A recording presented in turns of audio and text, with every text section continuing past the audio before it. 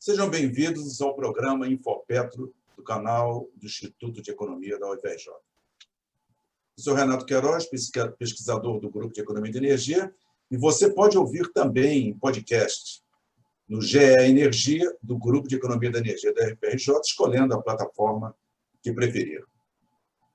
O tema da nossa conversa hoje é biorrefinarias integradas. E para falar sobre esse tema, trouxemos o professor José Vitor Bom Tempo, que é coordenador do Grupo de Estudos em Bioeconomia da Escola de Química da UFRJ, o GE-Bio, além de ser um pesquisador do Grupo de Economia da Energia. José Vitor, obrigado. Como vai?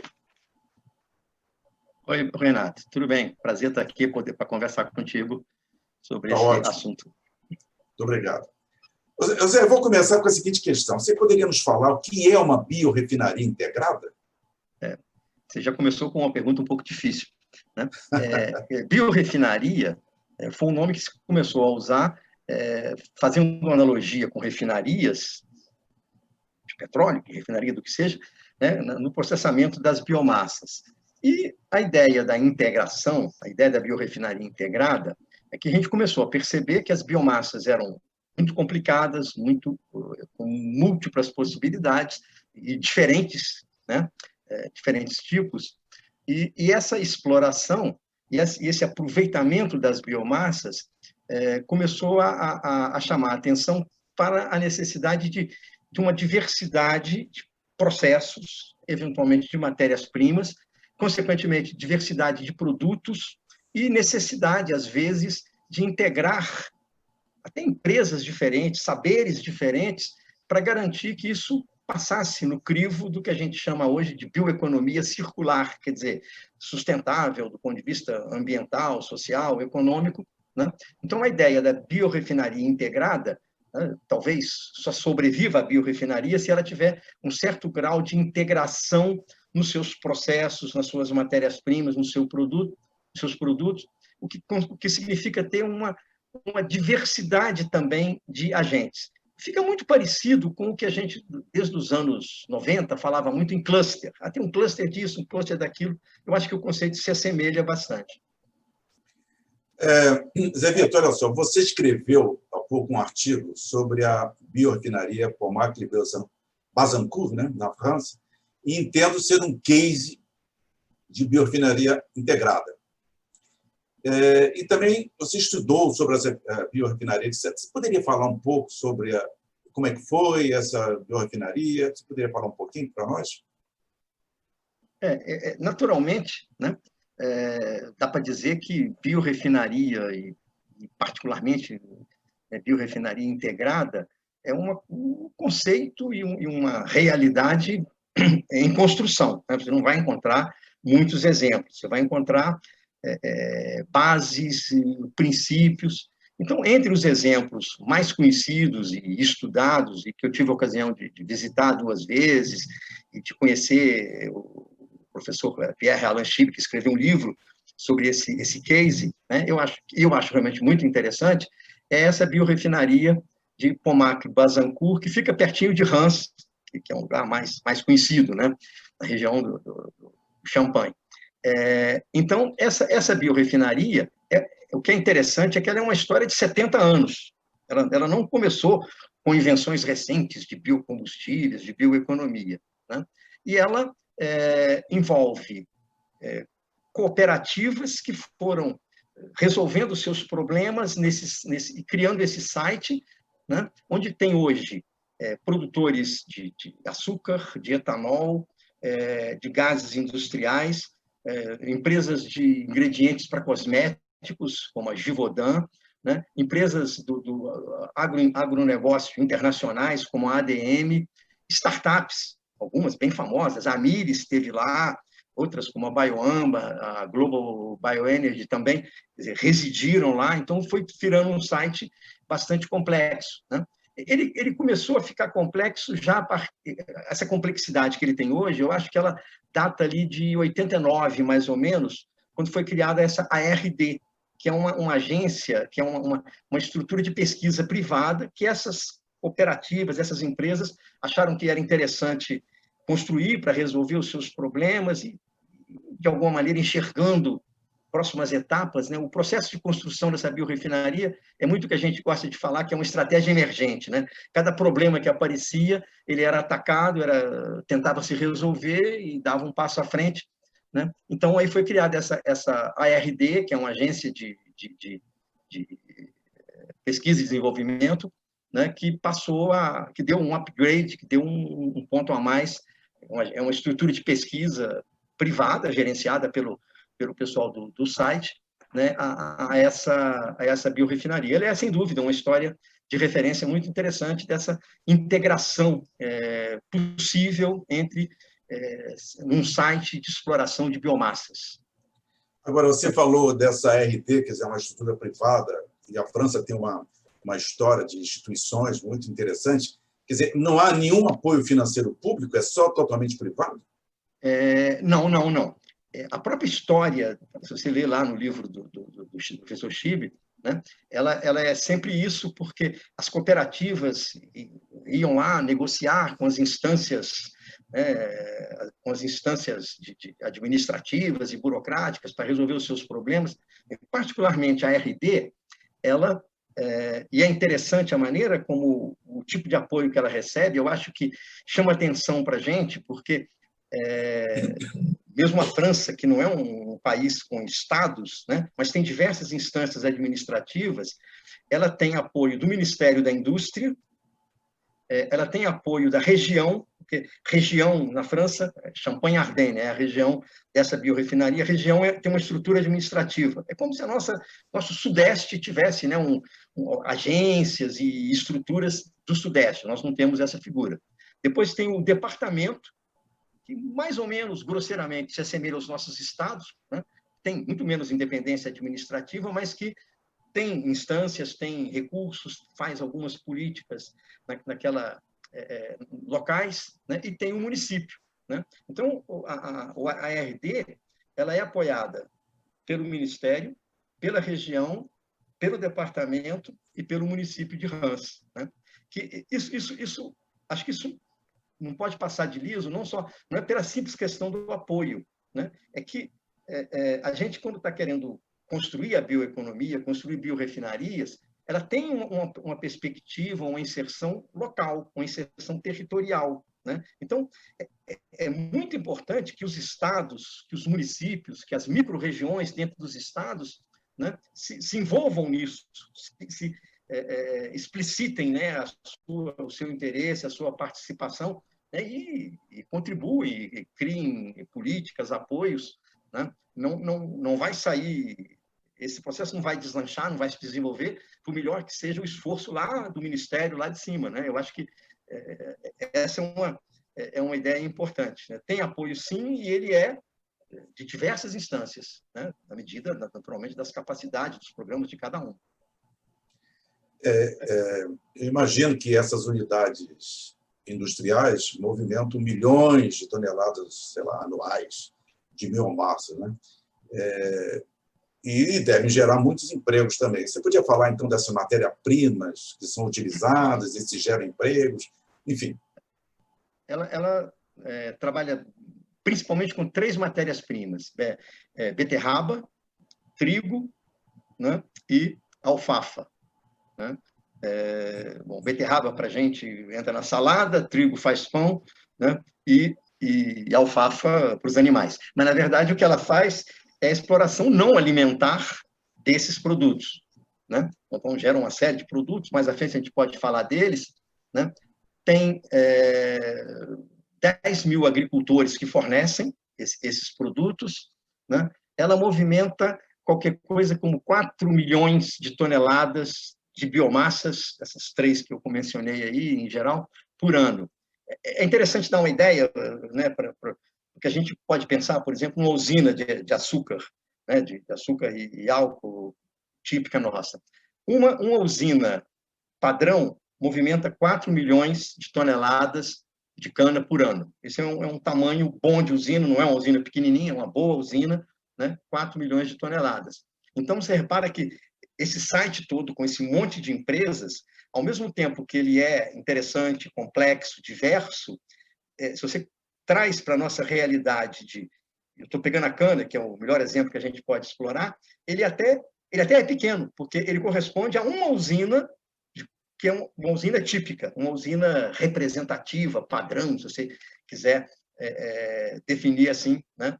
E tem lá seus 1.000 e tantos empregos diretos no site, né? Então, eu entendo que isso não está contando os empregos agrícolas, está contando os empregos no site, né? Onde se desenrolam essas atividades, processando essas diversas biomassas para gerar uma certa variedade de produtos.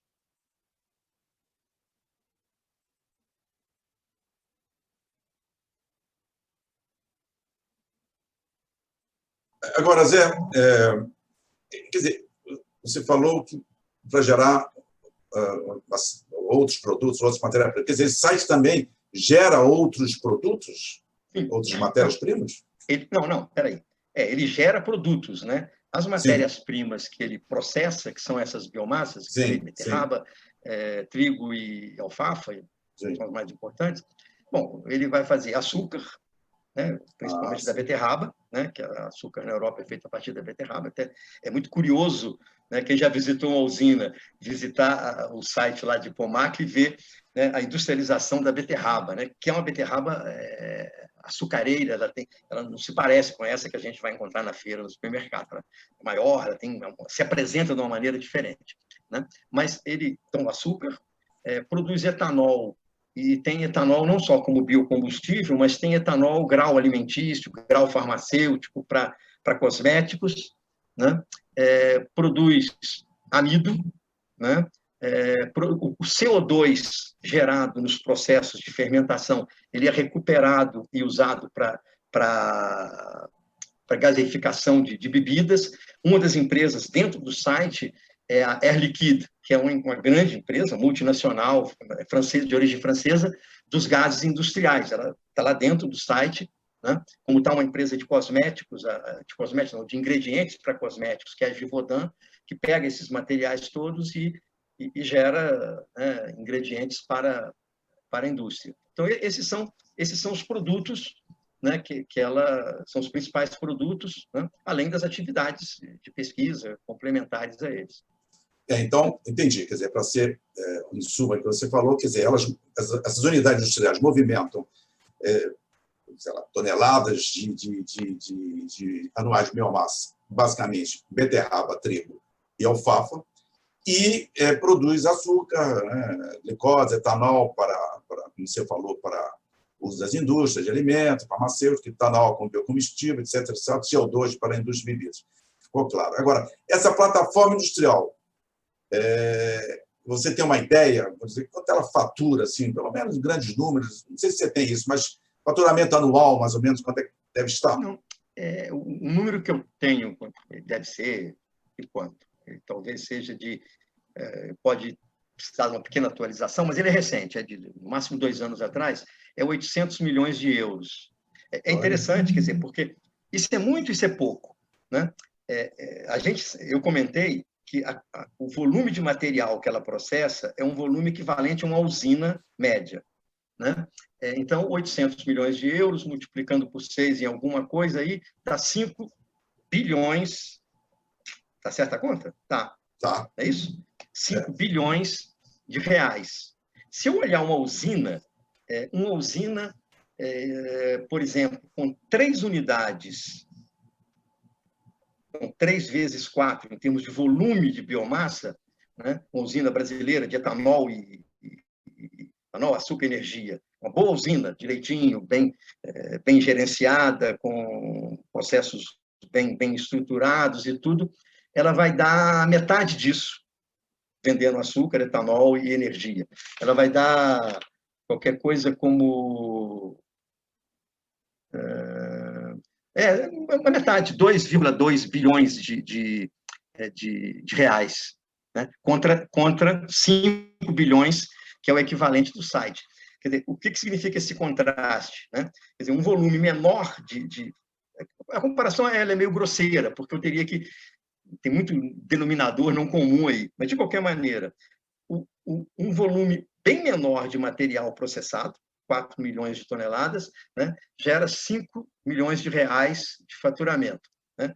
Um volume 3 vezes maior de cana gera a metade de faturamento. Quer dizer, então, tem um grau de valorização do material presente. Né? Quer dizer, claro, volto a dizer, vamos tomar essa comparação de uma maneira muito, muito absoluta, muito agressiva, porque ela é, né, como a gente fala, é a conta de padaria, né? É uma simples comparação, né? Mas contrasta, né? Uma usina bacana, uma usina com um produtor com 3 usinas bacanas, né? Tem 2 bilhões e meio, né? E essa unidade tem 5 bilhões com 1/3 do volume de biomassa processada. Né?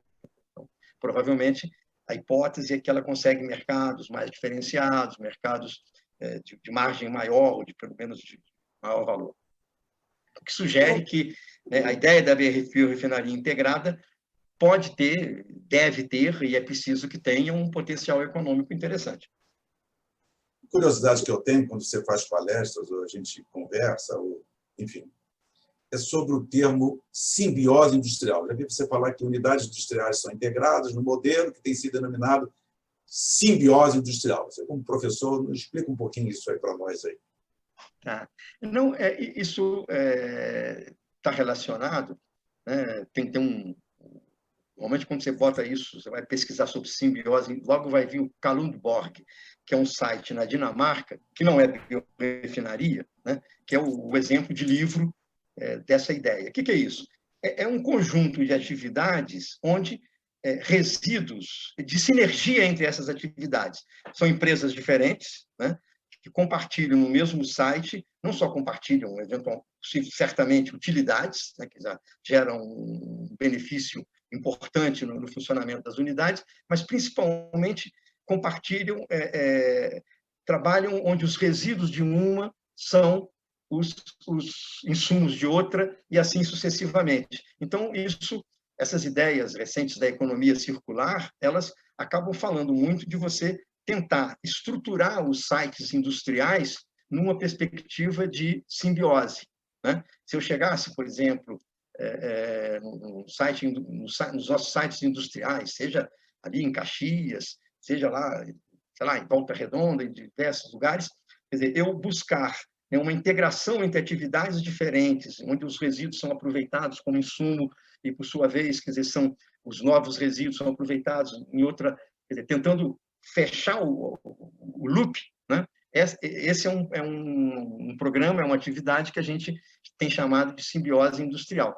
Uma biorefinaria, dentro dos bons princípios da bioeconomia circular, ela tem toda a vocação para praticar isso. Isso está presente lá em Pomac-Bazancourt, né? Onde eles, inclusive, têm um parque tecnológico que estão tentando ativar nas redondezas, né? Para aumentar a exploração dessas sinergias do próprio sistema. Zé Vitor, você falou anteriormente, ainda voltando para a nossa refinaria Case aí, francesa, que a refinaria lá de Bazancourt-Pomac se trata de uma integração também com pesquisa e desenvolvimento em bioeconomia. Você podia falar um pouquinho sobre isso, essa infraestrutura, esses sites e a pesquisa e desenvolvimento? Sim, esse ponto é muito importante, muito interessante, né? E talvez, né, se a gente pensar nas estruturas que nós temos e que poderiam evoluir, né, para um conceito de biorefinaria integrada, eu posso pensar numa unidade de açúcar e álcool e pensar como é que isso poderia avançar e crescer nessa direção, sei lá, uma unidade de biodiesel, uma unidade de produção de alimentos, tem um monte de potenciais pontos de partida. Mas essa questão da pesquisa é muito interessante, né, porque eles conseguiram desenvolver uma estrutura de pesquisa muito, muito boa. Né? Eles criaram um Centro Europeu, CEBB, Centro Europeu de Biotecnologia e Bioeconomia. E aí tem lá dentro unidades, pesquisadores, que vão desde grupos tipo o nosso GEE, o nosso GBio, de gente que estuda a economia e a gestão da indústria, passando por todas as etapas, gente da parte de agro, da parte agrícola e da parte de processos industriais. Então, dentro desse, né, CEBB, né, tem a participação, a presença lá, tem as salas, tem a presença física de toda essa cadeia de conhecimento, né? E esse é um ponto. Então, você tem esses conhecimentos, essas possibilidades. E tem uma infraestrutura de laboratório, principalmente de biotecnologia e de química, muito boa, bem eficiente, que faz duas coisas. Trabalha para o site e presta serviço, né? Nessa coisa de prestar serviços, diversas empresas, diversas startups, eu comentei antes, Amyris, BioAmber e outras, residem lá, passam lá etapas do seu desenvolvimento, aproveitando essa infraestrutura, evidentemente, né, é um processo remunerado, obviamente, né? E nessa infraestrutura, uma coisa muito interessante é a unidade de demonstração. A unidade de demonstração, ela permite a produção numa escala maior que piloto, numa escala semi-comercial, né, que não é a escala de produção, mas dá produto suficiente para teste comercial, para teste de propriedades, testes de uso, que é muito importante nesses produtos, esses processos novos, né, como esses processos dos novos derivados da biomassa. E essa unidade é uma unidade que, se cada empresa for construir a sua, isso custa dezenas de milhões de dólares. Isso chega em 40, 50 milhões de dólares. Acho que é deles, eles falavam lá que ia custar 30 milhões. Mas, de qualquer maneira, dezenas de milhões de dólares. Então, eles têm uma unidade, né, flexível que pode ser usada. Então, a infraestrutura de pesquisa, ela me parece muito boa, ela me parece bastante sofisticada conceitualmente, porque até a infraestrutura física de pesquisa, né, que vai da bancada até a unidade de demonstração, que é uma unidade semi-comercial, né, que pode ser usada para diversos produtos, e mesmo a presença de pesquisadores é numa perspectiva bastante ampla, né? Você imagina, né, uma analogia assim, seria como se, né, nós, do GE ou do GBio, estivéssemos fazendo parte de uma estrutura dessa, né, o que é bastante distante dos hábitos de estruturação que a gente tem aqui, onde, né, a pesquisa se distancia muito dessa atividade. Bom, encaminhando já para o final dessa nossa conversa, acho que não pode faltar a gente falar um pouquinho sobre o Brasil. Quer dizer, eu queria que você fechasse a nossa conversa com o seguinte: quais reflexões que você pode nos dar sobre esse tema, no caso brasileiro? Como é que estamos nesse jogo? Bom, sem dúvida, eu acho que, né, essa história toda tem que deve gerar, é interessante que gere uma reflexão sobre nossos casos, né?